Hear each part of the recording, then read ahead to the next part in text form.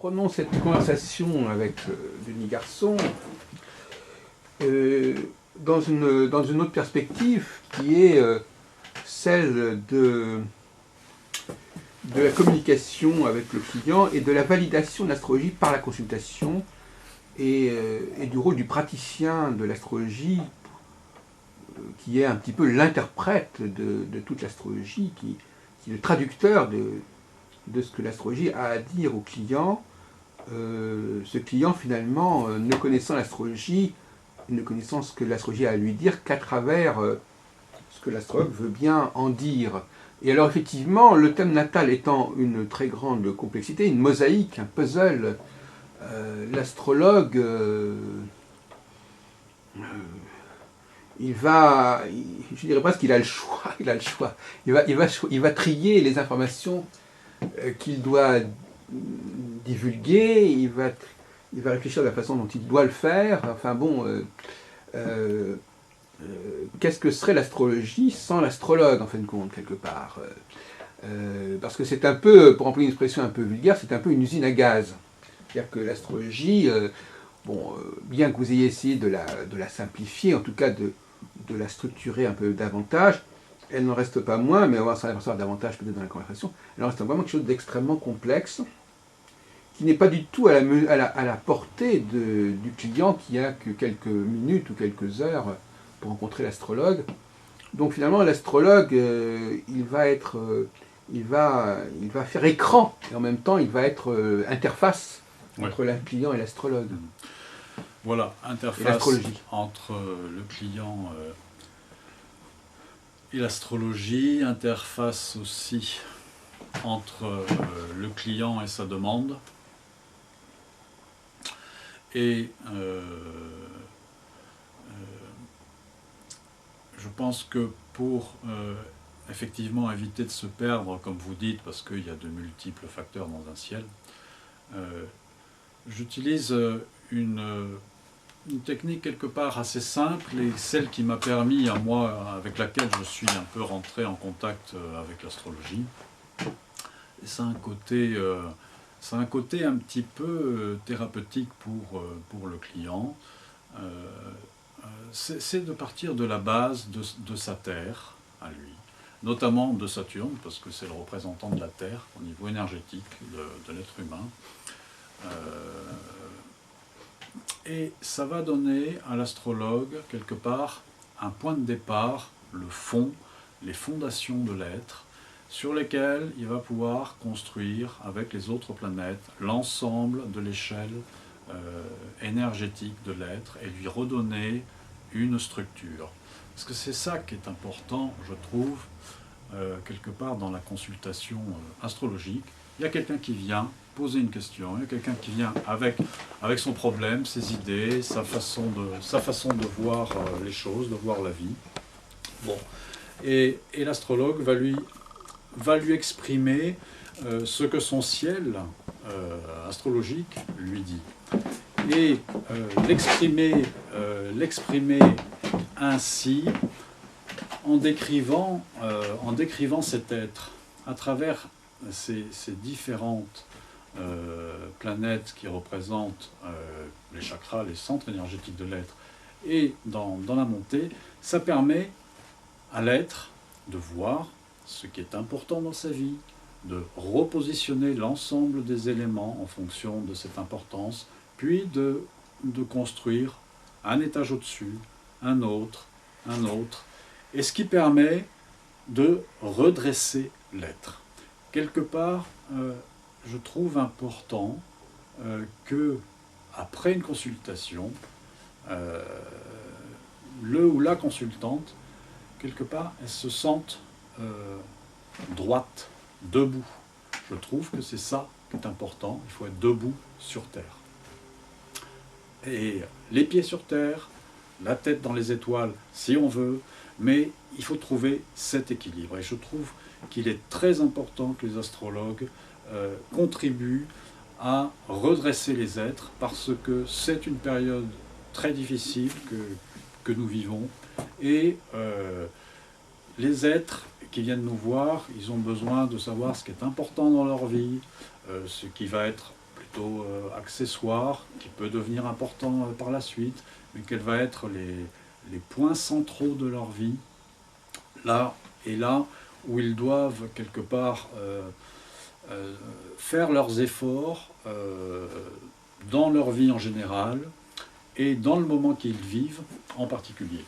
Bon, là, dans ce domaine-là, on revient sur le sujet de tout à l'heure, on peut savoir ce qui va être important au cours d'une période, et ce qui va l'être moins, mais les planètes dans le ciel de naissance nous donnent les indications fondamentales.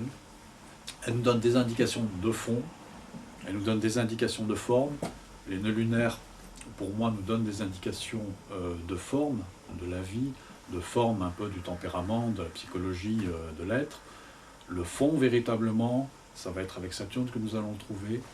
Ça va être ensuite avec Jupiter pour la façade de l'être qu'il se construit, avec Mars pour l'affirmation à lui-même, Vénus, le 4e chakra, pour la relation aux autres, notamment l'accueil de lui-même, la relation à l'autre, l'accueil de l'autre, et ainsi de suite. Cet élément, je trouve, il est assez peu travaillé par les astrologues français, et pourtant, ce sont des éléments importants qui aident à structurer l'être. Voilà. Après, les transsaturniennes donnent des indications, pour moi, complémentaires, ou importantes si elles touchent l'ascendant. Si elles touchent Saturne, par exemple, et si c'est Uranus, ben ça donne des indications d'espace avec les racines, avec les parents, d'échanges internationaux. Mais ça devient complémentaire. La structure de base, c'est effectivement les planètes rapides qui permettent déjà à l'astrologue d'aider son consultant à aligner dans une verticalité l'ensemble de sa vie, en fait. Et ça, c'est un point, je trouve, qui est essentiel pour le consultant. On n'a que quelques minutes avec lui, et déjà, ça l'aide déjà à ressortir debout, et pas à quatre pattes ou en rampant par terre parce que la vie est trop dure. Voilà. Donc, ça redonne à l'être déjà des bâtons pour marcher droit. Voilà. Bon, j'essaie de comprendre votre propos. Est-ce qu'il y a une dimension karmique dans votre astrologie ? J'utilise pas, il y a une dimension, mais très faible. Je ne pratique pas l'astrologie karmique. Je trouve qu'elle insiste beaucoup trop sur vous avez tel aspect, donc vous avez été ça dans votre vie passée. Je trouve que c'est un peu trop catégorique à mon goût. Il est certain qu'un ciel de naissance donne des indications sur les vies passées. On n'est pas forcément obligé d'aller chercher à travers le ciel de naissance l'ensemble des vies passées pour parler de la vie présente. Déjà, la vie présente nous donne l'ensemble des éléments, je trouve, nécessaires. Alors, pour rebondir sur ce que vous dites, je voudrais demander, quand vous dites que ça aide la personne à se tenir droit, pourquoi ? Parce que je vais vous demander de vous répéter, mais pour résumer votre démarche, qu'est-ce qui permet à l'astrologie de remplir cette mission, justement ? En quoi la connaissance, en quoi ce que l'astrologue va dire au client va l'aider ? Eh bien, je dirais que c'est étrange. La première mention, j'ai trouvé des liens des planètes rapides avec les centres énergétiques, avec les chakras. C'est à travers un astrologue indien qui est décédé maintenant. Je crois qu'il faisait partie du courant du Kriya Yoga, que je ne connais pas, mais bon, il était astrologue, c'est ça qui m'intéressait. Et il mettait en lien donc chaque centre énergétique avec chaque planète. Et il se trouve que ma professeure Germaine Richard-Muller a insisté à sa manière sur Saturne dans son cours, et par la suite en travaillant par moi-même et en m'intéressant à d'autres choses. Je suis tombé sur cet astrologue indien qui décrivait cette technique, qui a été rediffusée après par d'autres astrologues. Je crois que Pierre Lassalle en a fait un livre aussi sur les chakras. Il y a encore d'autres livres qui sont sortis sur le sujet. Mais en quoi cela aide? Eh bien, quelque part, cela aide à positionner chaque chose à sa place. Et déjà, ce positionnement nous permet de voir les choses d'une façon équilibrée. Excusez-moi, j'essaie de traduire votre propre propos. Oui. Est-ce que ça veut dire par là que vous montrez le rôle de chaque planète, dans chaque signe, dans chaque maison, et c'est ça qui fait que, quand vous dites chaque chose à sa place, ça veut dire Oui, quoi? chaque chose à sa place. Eh ben, ça veut dire que, par exemple, pour Saturne, ça va donner son position en signe, en maison, va donner un lien entre ce que représente Saturne, notamment donc le lien à la tradition, mais au niveau énergétique, il représente le lien aux parents, aux racines de l'être. Et donc son positionnement en signe et en maison va donner un lien entre ces racines et les domaines décrits par les maisons.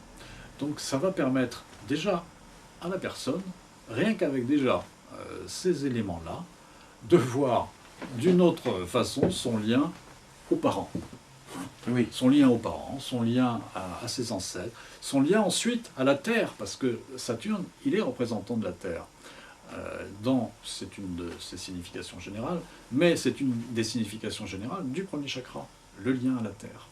Et donc, cela permet, pour le consultant, déjà, de mieux voir la symbolique de son lien à la Terre.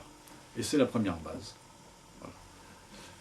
Et on continue comme ça avec Jupiter, qui va représenter la façade, qui représente le lien aussi aux émotions, au deuxième chakra, qui va nous dire quelque part la façon dont l'être se présente, ce qui est visible un petit peu dans sa vie, c'est-à-dire la façade. Donc vous étudiez où se trouve tout ce qui concerne Jupiter dans le thème. Aussi, bien sûr, Oui. Ben, comme tous les astrologues, mais seulement on peut y mettre Vous connectez cette... et oui. Voilà. Donc Voilà. vous avez les 7... Combien vous avez de chakras? Vous avez Il y a 7 chakras principaux. Donc vous laissez tomber les chakras des transsaturniennes, en fait, ici. Ah oui, non, le 7e, non, il n'est pas en lien avec des planètes. Cet astrologue donc met les Saturnes pour le premier. Et ça, c'est un enseignement que vous avez reçu d'où, les chakras et les planètes? C'est pas un enseignement que j'ai reçu, je l'ai trouvé dans un livre, il s'appelle... c'est un livre du Kriya Yoga d'ailleurs, mais c'est que la partie de astrologie qui m'intéresse. Donc vous avez retenu cette correspondance? Voilà, où il y a cette correspondance. Cet article s'appelait l'astrologie cosmique de... comment il s'appelle cet astrologue? Sri Yukteswar, c'est un astrologue indien qui est décédé. Et c'était dans un livre sur le Kriya Yoga. Et donc, il donne cette correspondance des chakras, après qui est développée par d'autres, comme je vous dis. Mais je trouve qu'il permet à l'astrologue de faire le lien au ciel. Donc pendant la consultation, vous allez aborder les 7 chakras? Je ne vais pas forcément aborder les 7 chakras, je ne vais même pas forcément parler de chakras à la personne. Enfin, vous allez aborder ces questions-là. Mais voilà, je vais mettre en lien. À votre façon. Voilà, je vais mettre en lien. Vous allez aborder les 7 planètes traditionnelles. Voilà. Vous allez aborder l'une par rapport à l'une après l'autre. Oui. Et tous les coefficients zodiacales et maisons et aspects, ce sera uniquement en fonction de cette entrée par les planètes. Et je mets en lien ces planètes avec ce qu'elles symbolisent au niveau de l'énergie aussi. Bon. Voilà, c'est ça le... Et alors, comment vous percevez, monsieur Garçon, comment vous percevez la réaction du client à ce que vous dites? Ben, il faut comment vous captez son ressenti en quelque sorte? Comment vous apercevez que vous êtes que vous avez touché juste?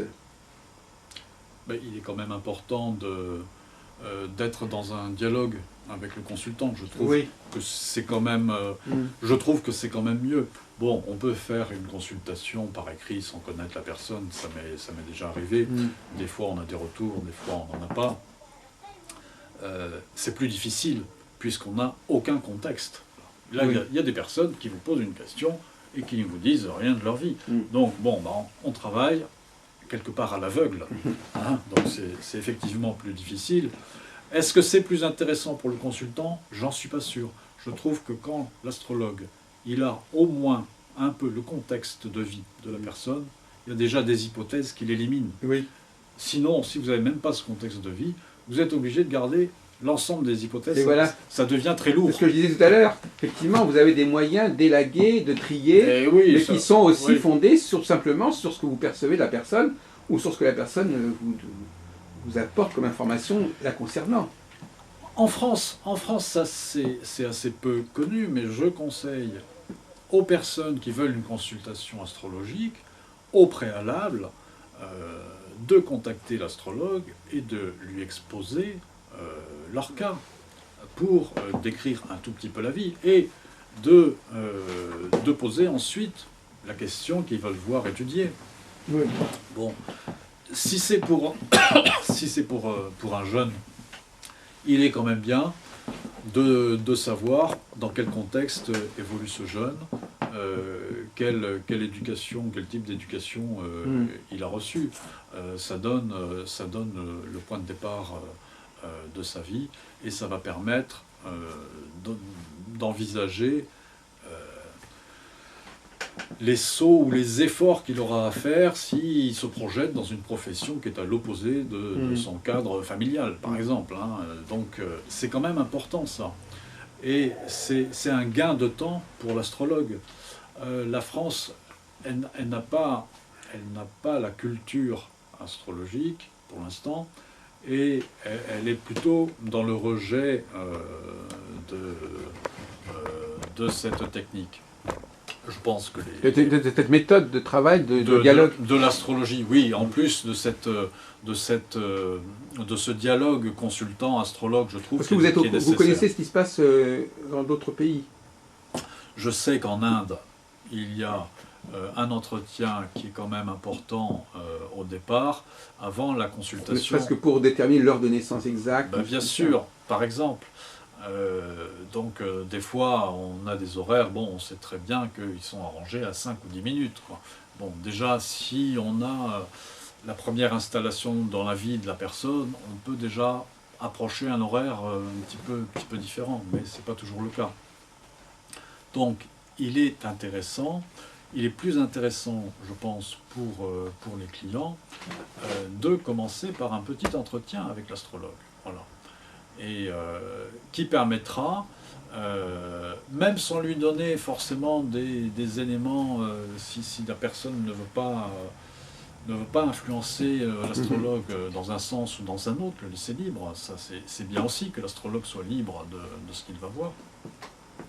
Mais ça va faciliter l'analyse astrologique et ce sera au final au bénéfice du client. Ouais, ça c'est bon, enfin, si vous voulez, le problème, c'est qu'effectivement, bon, l'astrologie humaniste aussi recommande de travailler avec le client pour comprendre le thème, mais c'est bien que pour eux, ce soit un peu compliqué, parce qu'effectivement, comme disent un certain nombre de chercheurs que je connais, ils disent que le thème correspond peut-être à une dimension supérieure de l'être. Et donc, par conséquent, il ne coïncide pas forcément avec ce que la personne est devenue ou comment elle se perçoit. Oui, alors notre âme, je pense que quand nous mourrons, quand nous quittons ce corps, qui est une enveloppe, bon, on n'est plus sous la contrainte matérielle. Pour moi, on quitte la symbolique astrologique. Hein. Un ciel astrologique, il est en deux dimensions, il est vu de la Terre principalement. Il ne commande pas, pour moi, l'après-vie ou la vie dans l'autre monde. Hein. C'est pas quelque part le centre lumineux de l'être. Déjà, il est parfait. Hein. On pourrait dire c'est l'étincelle divine. Donc il n'y a rien à y ajouter, il n'y a rien à en retrancher. C'est nous, notre perception de cette étincelle, qui est éventuellement à faire évoluer. C'est mon point de vue. Hein. Je dis pas. Non, mais donc je dis pas que c'est la donc, vérité. Vous ne voulez pas que l'astrologie déborde sur le plan de l'âme, non, je trouve que comme le font certains. Oui, vous pensez que l'astrologie nous parle vraiment de ce qu'il a sur Terre et vie, comment les gens se vivent ici, bien sûr, oui, c'est ça. De notre vie ici sur Terre. Malgré tout, comme vous dites vous-même, il peut y avoir un décalage quand même entre le thème et la personne. Des choses dont elle n'a pas pris conscience ou qu'elle a, un thème natal, ou des influences qui ont perturbé ou qui qui l'ont un petit peu dévié, je sais pas. Un thème natal, il nous parle de 80 ans de vie de la personne. Donc il exprime des choses que à 20 ans, la personne n'aura pas encore connues et qu'elle va rencontrer au cours de sa vie et qui vont modifier son caractère, son tempérament, et qui vont la faire agir à 45 ans d'une manière tout autre que la manière dont elle aurait agi à 20 ou 25 ans. Oui. Donc ça, on le sait, on le voit en tant qu'astrologue. On le voit que la personne elle va rencontrer tel type d'événement, par exemple. Mais on ne peut pas forcément dire à la personne qu'il va y avoir tel type d'événements qui vont modifier ça. Donc on est obligé de l'aborder ou de préparer la personne ou de lui donner des indications pour favoriser un vécu plus aisé par rapport à ces événements potentiels qu'elle peut un jour traverser et qui peuvent induire des changements dans sa façon de voir, dans sa façon d'être. Et voilà, donc un ciel de naissance, il nous donne, c'est le livre, et on y voit l'ensemble. Et c'est vrai qu'il ne va pas forcément être exprimé à 20 ans. Je reviens sur la technique des phases lunaires progressées. Elle nous aide à ce niveau-là, parce que dans le ciel de phase lunaire progressée, quelque part, vous voyez quelque part les rendez-vous de prévus, et ceux qui sont annoncés par le ciel de naissance, ça vous attire le regard, et ça facilite le fait de comprendre que dans telle période, il va y avoir des choses dans ce domaine-là qui peuvent être. Alors donc vous avez étudié avec la personne qui vient vous voir, vous étudiez un petit peu son passé? À celle qui me contacte avant la consultation, quand c'est possible, je demande d'essayer de me donner une indication pour approcher un horaire de naissance un peu juste. Sur mon site, je laisse une zone ouverte pour que la personne puisse donner quelques précisions, qu'elle soit dans un domaine de travail ou dans un autre, ou dans telle situation. C'est quand même plus facile d'étudier un ciel quand déjà vous savez que la personne travaille dans tel domaine, qu'elle envisage un changement, et on va retrouver dans le ciel de naissance, dans les ciels de phase lunaire progressée, quelque part ce qui est vécu et les changements qui sont préparés, qui sont annoncés, voire qui se réaliseront. Donc c'est plus facile pour l'astrologue de mettre les choses à leur place, d'identifier plus précisément tel ou tel type de planète qui correspond plutôt à tel type de domaine plutôt qu'à un autre, et tel autre type de planète qui correspond peut-être à ce que la personne va avoir envie de vivre. Donc c'est quand même, je trouve, important pour le client de préciser ça. Alors, il y a un questionnement là, que j'aimerais vous communiquer. Est-ce que, au fond, le client ne cherche pas éventuellement une certaine façon de se voir autrement, de se regarder autrement? Et à partir de ce moment-là, il ne s'agit pas tellement de lui dire ce qu'il est, mais éventuellement même de le surprendre, peut-être en lui offrant des perspectives auxquelles il n'avait pas songé. Et ça vous paraît peut-être une question anodine, mais en fait, c'est une question qui est grave, parce que si effectivement, soit l'astrologue est là pour dire au client ce qu'il est, et que le client dise oui, je suis bien comme ça, ou bien il est là pour lui ouvrir de nouvelles perspectives qui peuvent le séduire, mais qui ne correspondent pas forcément à ce qu'il est dans ce moment. Et dans ce cas-là, l'astrologie n'est pas jugée de la même manière, parce que dans un cas, elle est jugée par rapport au fait qu'elle décrit une réalité, dans l'autre cas, elle est jugée parce qu'elle ouvre des perspectives. Mais je pense qu'il y a les deux. En même temps, ce que vous dites est très juste, et je pense que chaque astrologue vit cela à un moment ou à un autre, et notamment dans son premier contact avec l'astrologie. L'astrologie, pour moi, elle est symbolisée notamment par deux planètes, par Uranus et par Mercure. ce sont deux planètes qui transforment. Donc la première fois que l'astrologue il est confronté déjà à une consultation avec un astrologue, sa première consultation, déjà en général, il y a des choses surprenantes. Et c'est bien la force d'Uranus qui bouleverse, qui nous fait passer d'une émotion à l'émotion inverse très rapidement, et puis de l'émotion inverse à une autre émotion encore tout aussi rapidement. Et de Mercure qui nous fait passer d'un plan de compréhension à un autre, à un troisième, et au final, on a changé notre façon de penser. Donc ça, chaque astrologue, quelque part, l'a vécu dans ses premiers contacts avec l'astrologie. Ensuite, il va le revivre de manière plus prononcée quand il va étudier vraiment l'astrologie, où il va découvrir par étapes son ciel, et je dis bien par étapes, parce que même si en 3 ans on peut être astrologue, mais c'est par la pratique que nous progressons dans ce domaine, et il nous faut pas mal d'années avant de découvrir l'ensemble des significations des planètes de notre ciel de naissance. Et ça génère tout un travail sur soi. Donc effectivement, lors d'une consultation, l'astrologue, il décrit l'existant, je suis d'accord, et il décrit aussi certaines potentialités qui sont là, qui ne sont pas forcément encore avérées, mais qu'il est important de préciser au client, parce que cela lui fait voir quelque part une partie de lui-même sous un jour auquel il n'est pas habitué, et dans une symbolique et avec des mots auxquels il n'est pas habitué, dire le ciel astrologique, c'est une équation qui nous symbolise au niveau intellectuel, et d'une façon quelque part extraordinaire. Donc, toute personne qui vient pour la première fois à l'astrologie, eh bien, il y a un côté de découverte de soi, de découverte de ses propres possibilités, et c'est essentiel.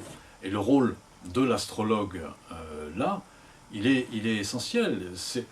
Quelque part, c'est le rôle un peu d'un jardinier qui est face à une plante dont il a certaines caractéristiques, qu'il sait qu'elle va se trouver dans un certain environnement, et quelque part, il lui donne les conseils pour que cette plante elle se sente bien dans son environnement. Oui. Il y a ce côté-là. Donc, la plante, à un instant T, elle est dans une certaine forme, dans un certain volume, voilà, et l'astrologue, il peut imaginer que 10 ans ou 20 ans plus tard, elle peut être dans une autre forme, oui, dans un autre volume, et il faut qu'il l'annonce, oui, il faut qu'il l'annonce à la personne d'une manière ou d'une autre. Il n'en est pas obligé d'annoncer d'une manière fatidique les choses. On peut annoncer dans des perspectives qui permettent à la personne de les intégrer d'une manière équilibrée, harmonieuse. Alors, par exemple, si on prend la question du couple, par exemple, on parlait de rapport entre l'individu et le collectif, là, maintenant dans le couple, ces deux personnes, elles ont des thèmes différents, elles ont donc des échéances différentes, elles ont des phases différentes au niveau lunaire. Là, il y a déjà un problème, encore une fois, c'est-à-dire que les gens partagent la même vie, depuis des années, et en même temps, elles sont chacune tributaires de leur propre thème. Est-ce que ça ne fait pas problème, ça? Est-ce qu'il ne serait pas souhaitable qu'il y ait...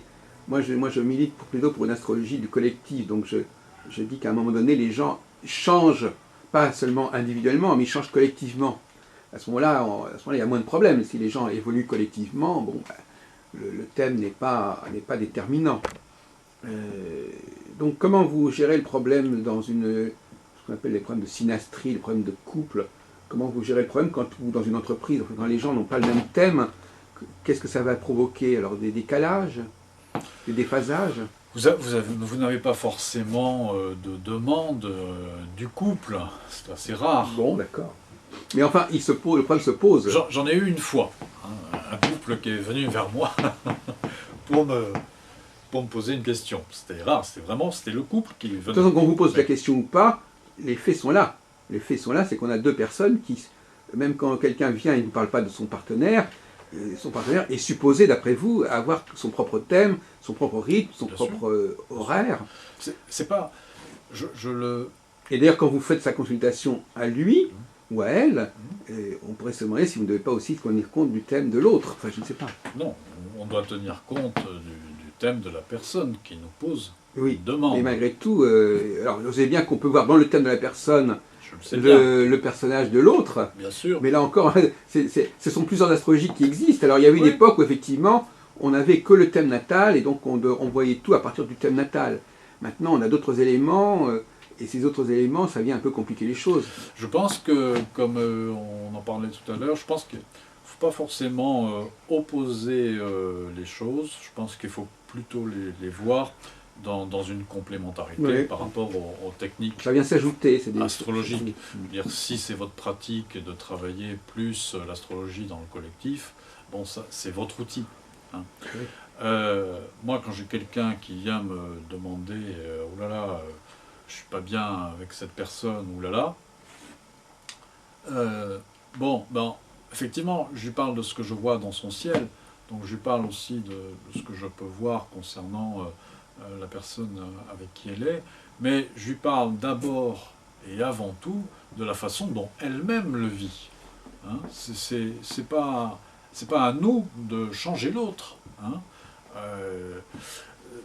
S'il y a quelque chose qui ne va pas avec quelqu'un, c'est souvent d'abord dans notre regard. Allez voir d'abord en nous ce que l'on perçoit et qui est difficile pour nous. Et pourquoi c'est difficile. Donc après, une fois que ça c'est fait, se pose la question de la correspondance du couple. Ce couple, est-ce qu'il est vrai et est-ce que la personne elle est vraiment avec une personne qui lui correspond, ou est-ce qu'elle l'a choisi par rapport à certains aspects de leur vie, à un moment ou à un autre, voilà. Après ça c'est une question qui regarde la personne, elle-même. Moi je lui donne les éléments que je vois. Je n'induis pas, après, si vous voulez, il y a une différence, là je trouve que l'astrologue ne doit pas induire quelque part la décision de vivre avec une personne ou de ne pas vivre. Il doit, c'est mon point de vue, il doit donner au consultant les éléments quelque part descriptifs de leur couple. Après, la personne a fait son choix. Et ça, vous pouvez l'avoir d'après le thème natal, le couple. Bien sûr, on peut la maison 7, je ne sais pas, maison 5. On peut faire une étude, on peut faire une comparaison de ciel. Ça aide quand même à donner l'ensemble des éléments. Et après, les gens font leur choix. Bien sûr qu'on peut utiliser, on peut voir le couple à travers la maison 7, bien sûr. Bon, si c'est vraiment une étude de couple, je trouve qu'il est important de faire une comparaison. Oui, quand même. Voilà. Synastrie. Une synastrie, et voilà. Ça va donner des éléments importants à la personne qui s'interroge ou au couple qui s'interroge. Alors pour relancer un petit peu les questions autrement, à votre avis, pourquoi bon, est-ce qu'on a vraiment besoin de l'astrologie pour vivre, en fait, je veux dire, pourquoi il y a des gens qui viennent voir l'astrologue et pas d'autres est-ce que ces gens qui viennent à l'astrologue, ils ont un problème particulier, quelque part, ils se débrouillent moins bien dans la vie, ils captent moins bien les choses, donc qu'est-ce qui leur manque, qui les amènerait à aller voir l'astrologue et à aller voir ce que l'outil astrologique a à leur dire? Là, ça touche à la place un peu de l'astrologie dans la société. Je trouve que l'astrologie a un message important à transmettre aux hommes, puisque quelque part, c'est une feuille de route. À un moment ou à un autre, je trouve que chaque adolescent, chaque chaque être humain devrait disposer au début de sa vie d'adulte quelque part, un peu l'ensemble des significations de son ciel astrologique. C'est quand même une aide, ça donne des points de repère, des points d'appui qu'aucun autre système ne propose. Et c'est là qu'on voit qu'on est quelque part un peu dans une société qui est, à mon sens, jeune, guidée par des principes qui ne sont pas sages. Bon, c'est le commerce qui est aux manettes du monde. C'est pas la sagesse.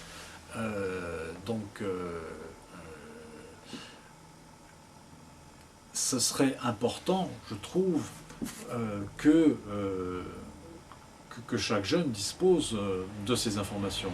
On le retrouve à l'âge adulte, quand quelqu'un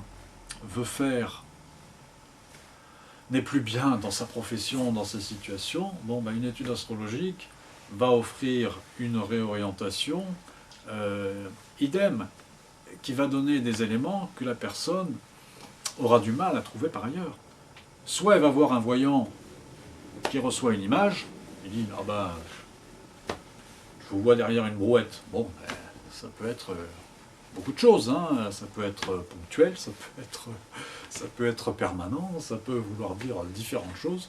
Voilà, ou je vous vois en volant d'un véhicule, oui, d'accord, mais il peut y avoir plusieurs fonctions. L'astrologue, le ciel astrologique, va lui donner des éléments de fond qui vont peut-être pouvoir expliquer les images qu'un voyant a reçues. Oui. Hein, il y a une complémentarité. Et inversement, d'ailleurs. Et inversement, oui, oui. Il y a une complémentarité entre une séance avec un voyant valable, j'entends, hein, voyante, hein, mais bon. Comme il y en a d'ailleurs dans votre coin. Oui. Il y en a, je pense qu'il y en a partout. Après, ces éléments de voyance peuvent être complétés par le ciel astrologique, et comme vous dites, inversement. Oui, inversement, parce que l'astrologie, restant quand même dans les généralités à un certain niveau, oui, étant limitée quelque part, elle peut vouloir être complétée par un élément plus concret. Les ciels de phase lunaire progressée donnent des indications plus précises que le ciel natal, quand même. Hein. J'y reviens. Oui, parce qu'en fin de compte, quelque part, vous cherchez malgré tout, c'est ça votre caractéristique, vous cherchez quand même une certaine précision Je trouve que qui va peut-être au-delà des possibilités de l'astrologie. On retombe toujours dans le même problème. Je pense que cette technique, si vous voulez, elle va apporter un plus à l'astrologie, parce qu'elle fait, effectivement, elle permet à l'astrologue de cibler davantage ce que vit la personne, si elle est en train de vivre une phase de changement, ou si, entre guillemets, rien ne change. C'est paradoxal ce que vous dites, parce que quelque part, on avait l'impression au départ de notre entretien que vous essayez d'aborder plutôt de donner des grands cadres à l'astrologie, de façon à ce qu'elle ne se perde pas dans les détails. Et là, vous nous dites au contraire que l'astrologie doit être extrêmement précise dans les détails. Quand c'est possible, il y a les deux. On donne l'ensemble des informations à travers le ciel de naissance, l'ensemble des possibilités. Mais les ciels de phase lunaire, quelque part, ils nous décrivent un peu plus précisément une période. Oui. Donc vous essayez de gagner sur les deux tableaux, en fait. Dans le macro, vous essayez d'être plus structuré, et dans le micro, d'être plus précis. Dans le macro, à travers le ciel de naissance, on essaie de donner l'ensemble des potentialités de l'être. C'est bien de ça dont il a besoin, à 20 ans, de savoir l'ensemble des domaines où il va pouvoir interagir avec la vie, hein, dans tous les domaines de sa vie. Bon. Après, la question suivante, bon, maintenant qu'est-ce que je fais? Bon, maintenant qu'est-ce que je fais? On peut l'approcher avec le ciel de phase lunaire progressée. Voilà. Mm. C'est ça qui est étonnant.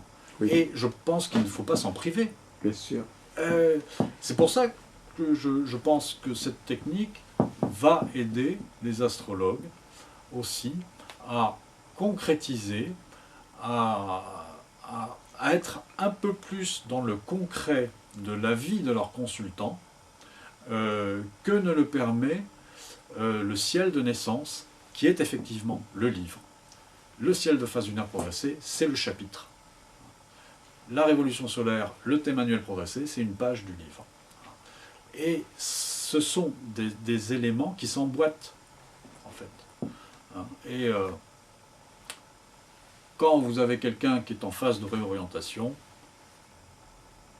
il faut bien sûr étudier ce que dit le livre, le ciel de naissance, les potentialités de la vie. Si c'est quelqu'un qui est après 45-50 ans, eh ben, il faut aller voir dans son ciel de naissance ce que nous dit Jupiter et Saturne, parce que ce sont des planètes qui parlent de cette période-là. Ah oui, vous avez aussi un rapport entre les planètes et les âges. Oui. Bien sûr.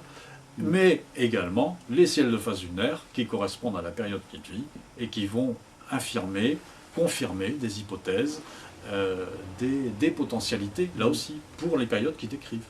Oui, effectivement. Oui, non, mais je comprends votre démarche. Elle me paraît être marquée malgré tout par l'astrologie du XXe siècle, par une tradition ancienne. Il y a des éléments aussi qui sont très modernes. Il y a des éléments qui sont innovants. J'ai l'opposition Saturne-Uranus. Oui, c'est ça, oui. Et en fait, moi, il me semble, pour prolonger notre discussion dans un débat, il me semble au contraire que l'astrologie aurait bien besoin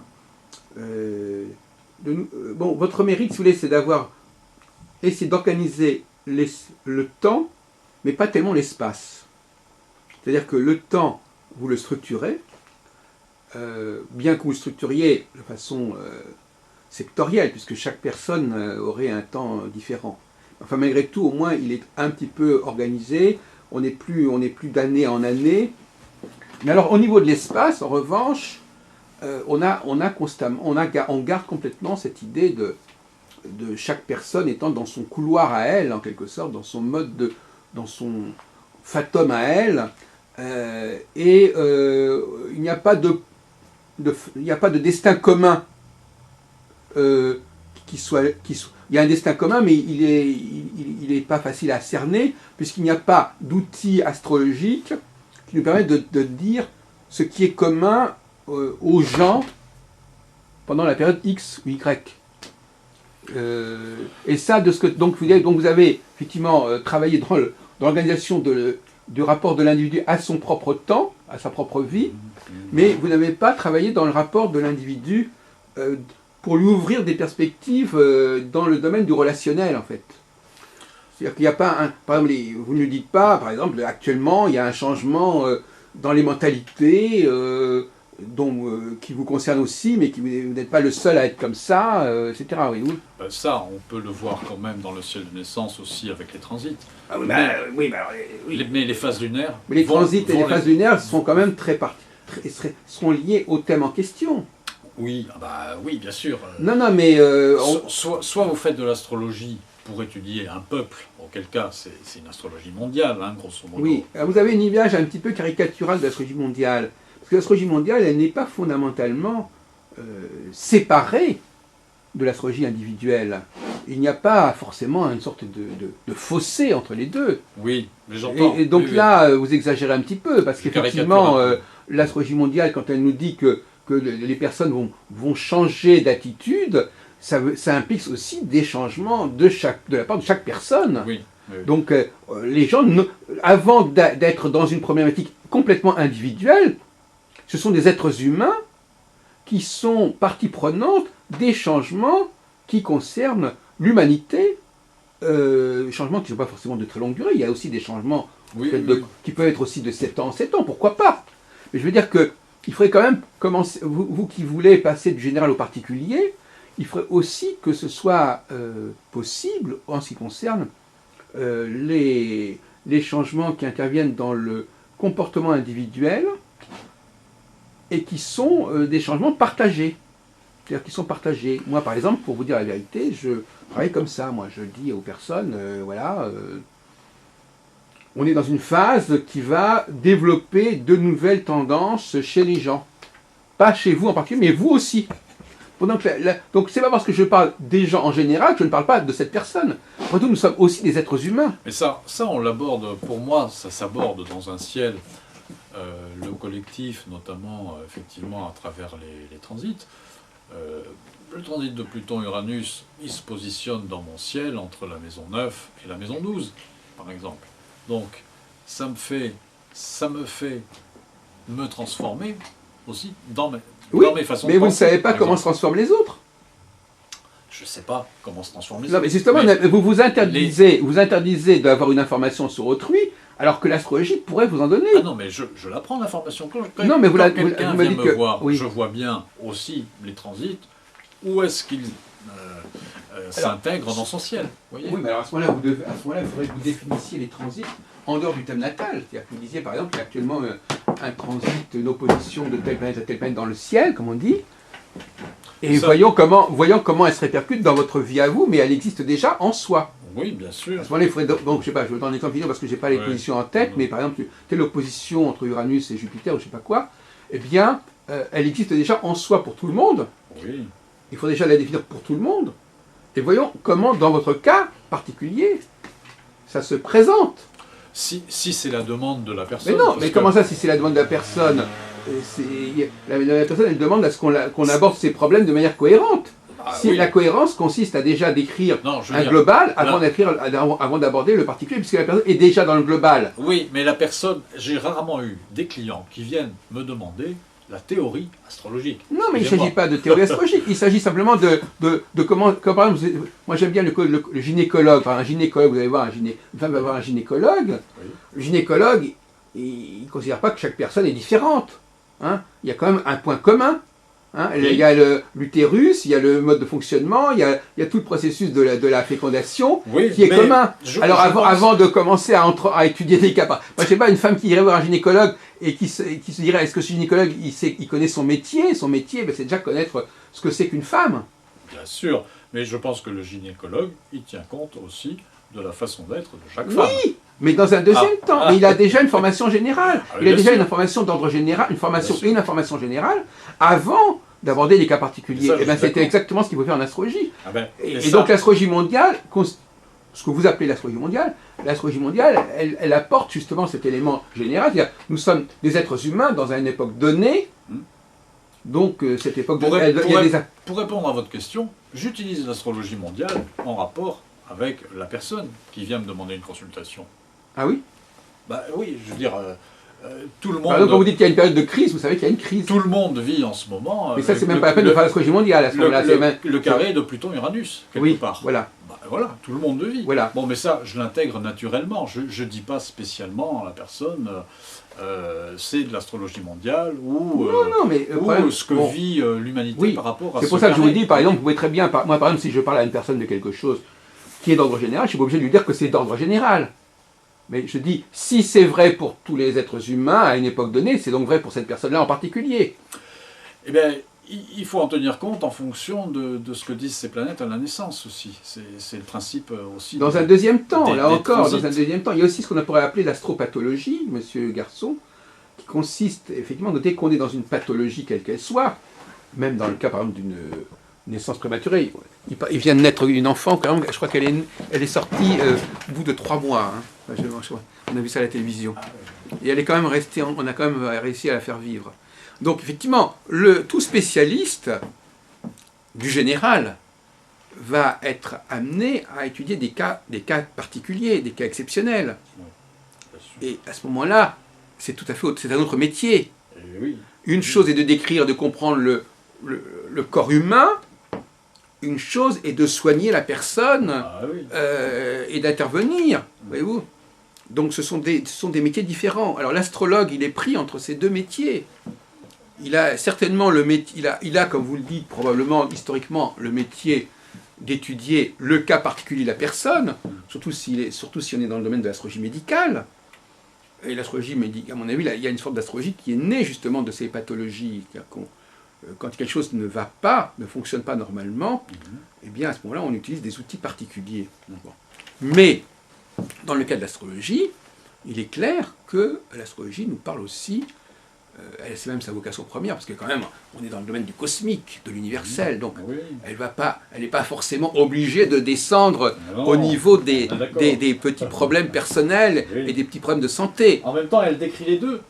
Oui, Elle décrit mais les deux. elle décrit les deux, mais comme la médecine décrit les deux aussi. Il y a, Oui. dans les grands médecins de l'histoire, ce sont des gens qui ont découvert le fonctionnement du cœur, de la digestion, etc. On donne pas un prix Nobel de médecine pour quelqu'un qui a soigné la dame du coin.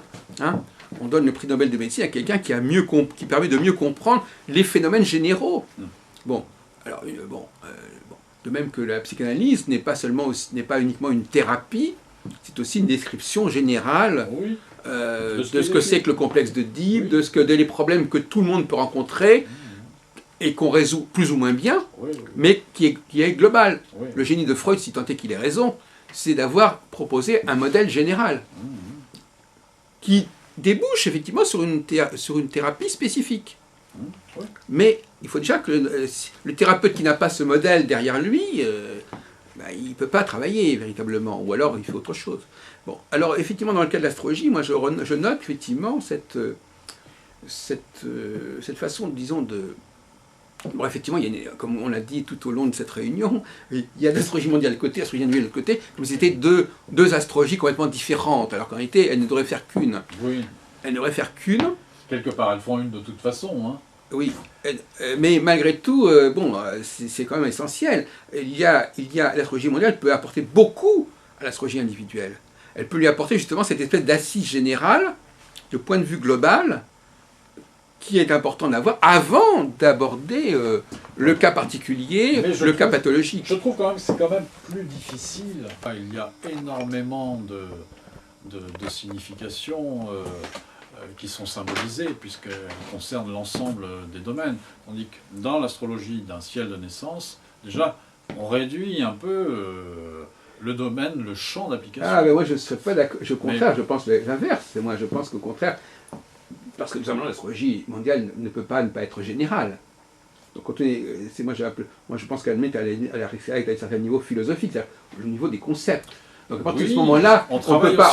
À partir du moment où. Non, moi je dirais exactement l'inverse. Je dirais que à partir du moment où justement l'astrologie mondiale ne prétend pas entrer dans le cas particulier, eh bien forcément elle a des limites beaucoup plus restreintes. Ben, elle a des limites, comme vous venez de le dire. Elle symbolise par exemple la philosophie, l'évolution de la philosophie sur Terre, à travers un aspect. Mais elle symbolise aussi des événements très concrets.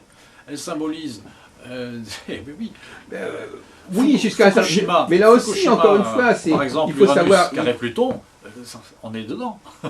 Il faut savoir aussi... Pour donner un exemple. Maintenant, savoir que ce carré allait faire Fukushima, c'est pas franchement évident. Non, on mais peut le voir dans la symbolique. On n'était pas obligé de le savoir. Mais pour dire que ça va être là à tel endroit, ça c'est beaucoup plus difficile. Alors vous avez tout à fait raison, monsieur. Mais le problème est effectivement, là vous touchez à un autre sujet, qui est le problème de la localisation des événements en astrologie mondiale. Oui. L'astrologie n'a pas...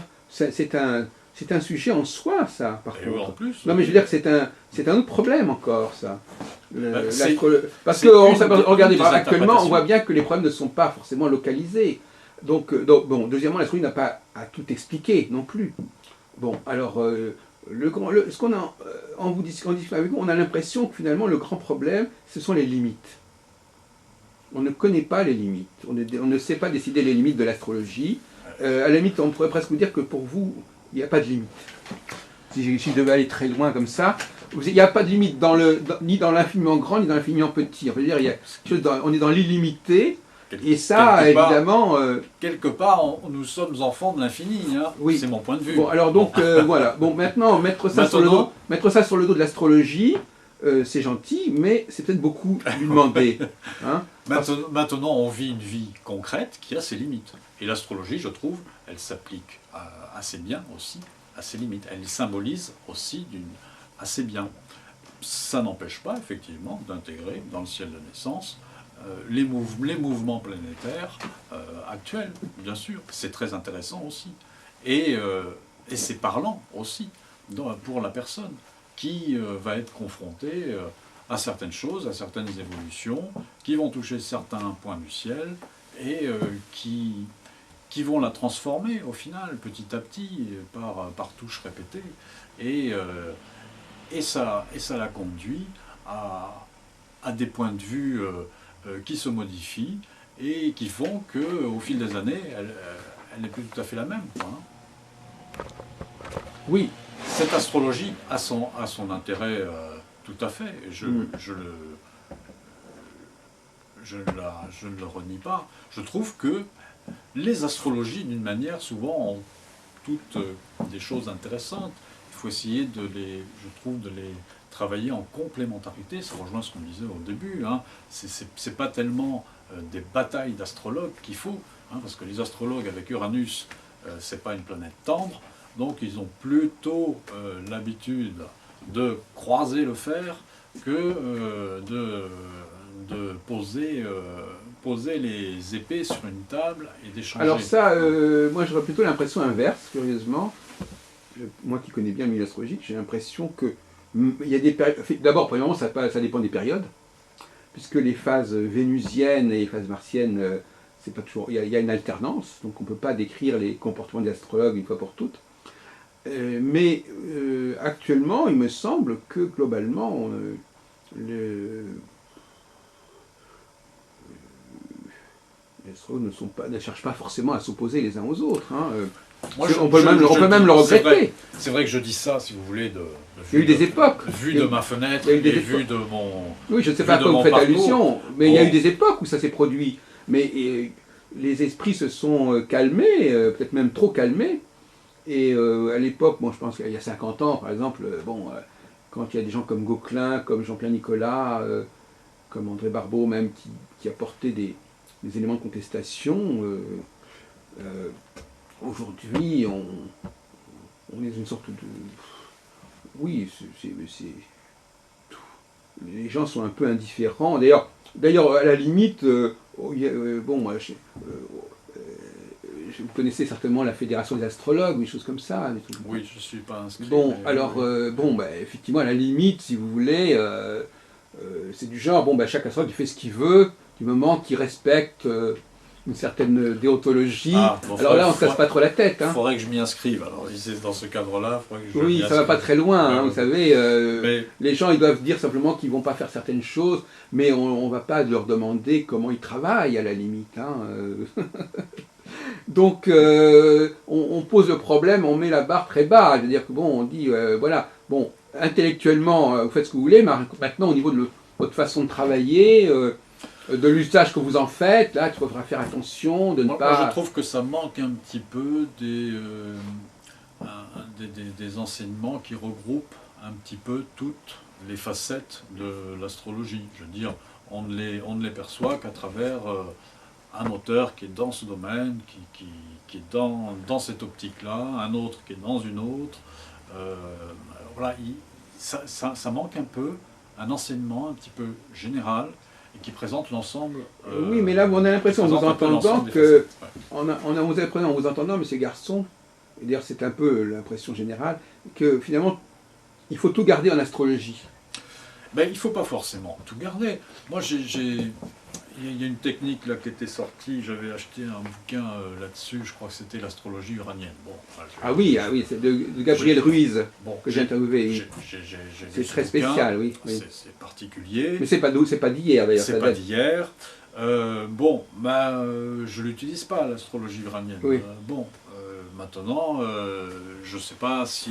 Peut-être il y a sans doute des astrologues qui l'utilisent et qui la font bien. C'est plutôt en Allemagne que ça se pratique. Je ne l'ai pas intégré dans mes outils. Oui, donc quand même pas, oui, d'accord. Bon, c'est peut-être bien de la mentionner, mais faire une synthèse un petit peu de ce qui fonctionne en astrologie, parce que c'est ça l'intéressant. Oui. Quand vous êtes face à un consultant, oui. Vous avez envie de lui donner des éléments qui fonctionnent, oui. Et pas la théorie...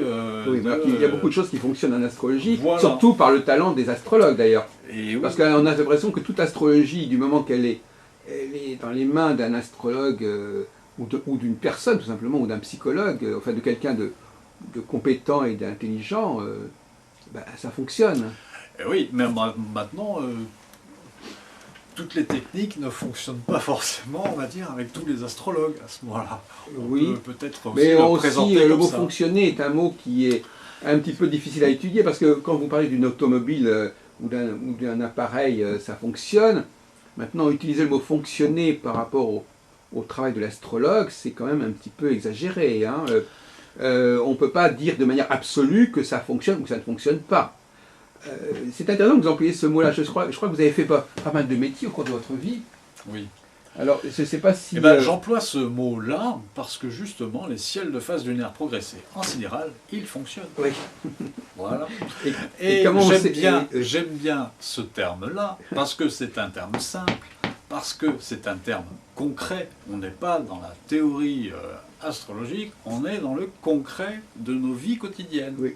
Et je pense que le consultant qui va voir un astrologue,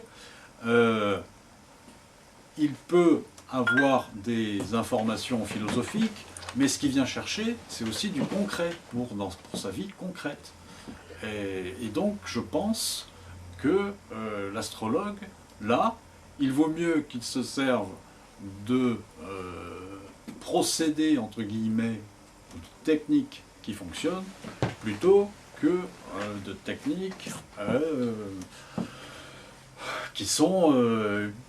dont les résultats ne sont pas si évidents. Enfin, en tout cas, qui sait faire fonctionner, disons. Donc, qui sait les faire fonctionner, en tout cas, oui, parce que je dénigre pas l'astrologie uranienne, moi je l'utilise. Apparemment, il y a des gens qui savent la faire fonctionner. Voilà, ceux qui savent la faire fonctionner, c'est tant mieux, mais bon, il faut peut-être qu'ils... Mais malgré tout, je pense que ce langage est un petit peu... vous posez un sujet qui est très intéressant, qui pose d'ailleurs le problème presque des statistiques. Comment valider l'astrologie, comment valider une méthode. Bon, si vous voulez, on va peut-être aborder cette question, si vous avez encore un peu de force.